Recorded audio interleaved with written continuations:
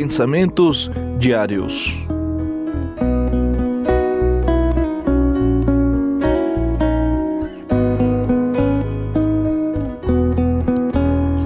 Simples, mas profundas frases de reflexões diárias.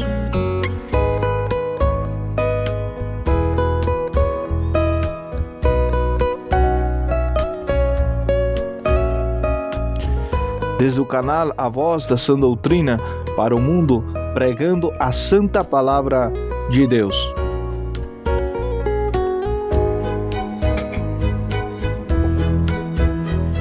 A meditação de hoje encontramos no livro de Colossenses, no capítulo 2, e o verso 8 a seguir.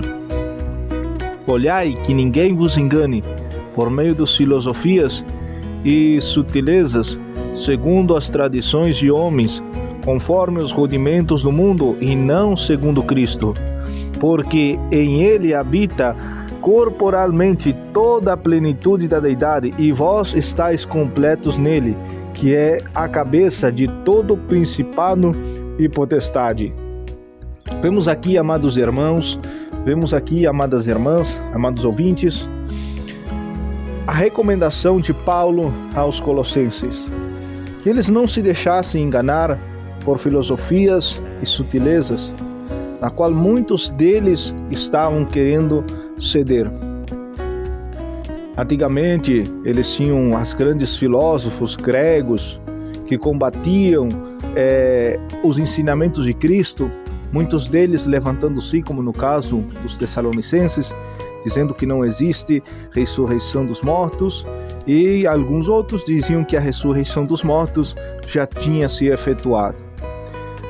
Os filósofos, os gregos, eles buscavam o conhecimento e muitas vezes hipóteses e teorias que vinham da sua própria mente. Não é isto que acontece em nossos dias também? Muitos estão querendo sujar a palavra de Deus com teorias científicas e coisas que estão acontecendo e que aconteceram, e até mesmo outros vão até mais longe, querendo ser filósofos, mas na área da palavra de Deus. Não é comum ver em suas pregações eles querendo, muitas vezes, em vez de trazer a mensagem simples, edificante, mas cheia da sabedoria de Deus, para a alma, a pessoa se arrepender dos seus pecados e vir a Cristo. Mas eles querem ser filósofos também, e também trazer a ciência para introduzi-la dentro da própria palavra de Deus. E assim a mensagem, ela não se torna perfeitamente como nós devemos saber, como nós devemos ter e como nós devemos estar nela. As pessoas, os pregadores, se enfocando mais em sabedoria de homens, procurando saber se Jesus tinha barba ou não tinha, qual era o calçado que ele usava, quantas correntes tinha sua sandália e daí por diante. Coisas que não edificam. O tom de voz é um tom muito diferente, querendo produzir na igreja emoções, aplausos e reconhecimentos, ao invés de que as pessoas caíssem em profundo choro, soluço, prantos de arrependimento, se entregando ao Senhor. Mas tudo isto nós podemos ver que tais pessoas, assim, elas não estão plenamente confirmadas em Cristo, mas muitas vezes elas dependem de muitas outras coisas, deixando o Senhor em segundo lugar. Quando vem a enfermidade, quando vem os problemas, facilmente nós vemos essas pessoas recorrendo a tantos meios, e quando indo para Deus e vendo que Deus não os curou, Deus não os abençoou, eles procuram também a medicina não consegue resolver nada, então aí eles entram e caem em profundo desespero. É fácil ver também que muitas dessas pessoas se desviam, se afastam do Evangelho e buscam outros meios espirituais, os quais não provêm de Deus. Isto é porque eles não estão firmemente alicerçados em Cristo, não estão completos em Cristo, e sim, eles foram alicerçados na areia, a casa na areia, vãs palavras, filosofias de homens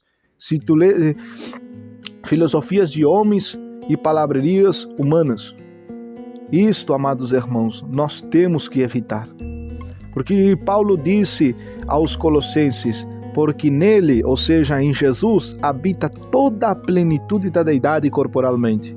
Você tem uma ideia o que significa isso? Toda a plenitude da deidade? Infinitamente, ele está completa por toda a deidade de Deus. Lembrando aos irmãos que uma vez que Adão e Eva pecou, o pecado deu raiz à morte e à morte eterna. Não só a morte corporal, mas também a morte espiritual da alma, aquela que Deus fez à imagem e semelhança dele. A morte, para ser vencida, para Deus reconciliar o homem, precisava pagar o preço que a morte exigia. Qual era esse preço? A morte de um ser humano, o sacrifício de um ser humano por todos. O livro de Romanos, Paulo fala que se por um homem entrou o pecado no mundo, também por um homem o pecado tinha que ser expiado. O preço que exigia a morte era muito alto, pois era preciso que um homem fosse sacrificado, entregue por todos para salvar a todos. Mas isto era completamente não só difícil, mas impossível para nós. Porque não era qualquer homem, mas era um homem sem pecado e também que tivesse vida eterna. Depois do pecado de Adão e Eva, o homem não mais passou a ter vida eterna. Não porque o homem alguma vez tivesse tido vida eterna da sua própria vontade, mas sim a vida eterna que ele tinha era e vinha de Deus. Ele era sustentado por Deus. Como diz também o livro de Eclesiastes, e Deus colocou eternidade no coração do homem. É Deus que sustenta o homem. É Deus que dá vida para o homem. E se Deus remover a sua mão, o homem está morto em pecados e uma morte eterna. Depois de Adão e Eva verem pecado, não mais foram sustentados pela eternidade de Deus, pois Deus é santo e não há nenhuma mistura entre a luz e as trevas. O homem passou a sofrer dores, passou a sofrer danos, passou a sofrer consequências, passou a sofrer o desvio de Deus e estar longe do seu Criador. Com isto, toda a natureza humana ela está sujeita ao pecado. Ainda uma criança, um bebê, quando nasce, ela já nasce baixo o pecado. O salmista Davi dizia: em pecado eu nasci, e em pecado me concedeu a minha mãe.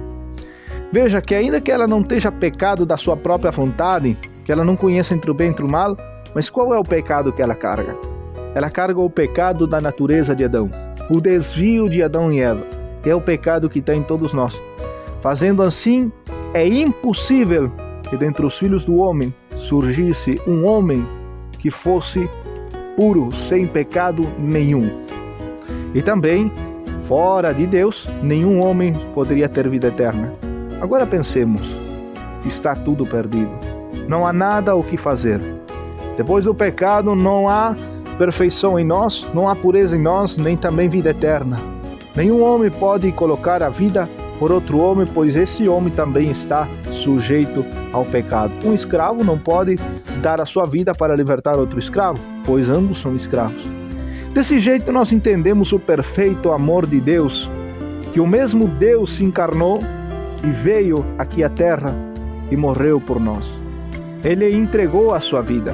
A sua vida era perfeita e era pura porque não estava contaminada com pecado. Embora ele estava sujeito às mesmas tentações que esteve sujeito a Adão e Eva e às nossas tentações, embora ele estivesse sujeito às ameaças do diabo, mas em tudo ele se conservou puro delas. E também ele entregou a sua vida eterna e, triunfando no Calvário, ele venceu e ressuscitou e hoje está vivo com toda a honra e glória para nos sustentar a nós. E Paulo disse: nele habita toda a plenitude da deidade, e nós estamos completamente afirmados nele. É isso, irmão. Não existe nada. Nós temos que estar plenamente confirmados em Cristo. Não existe eu sou crente, eu faço isso, mas também eu posso fazer aquilo. Nós estamos plenamente firmados em Cristo. O que nós precisamos está em Jesus Cristo e na sua palavra. Ele tem toda a plenitude da palavra, da deidade divina e do poder divino, dos atributos de Deus. Atributos comunicativos e não comunicativos.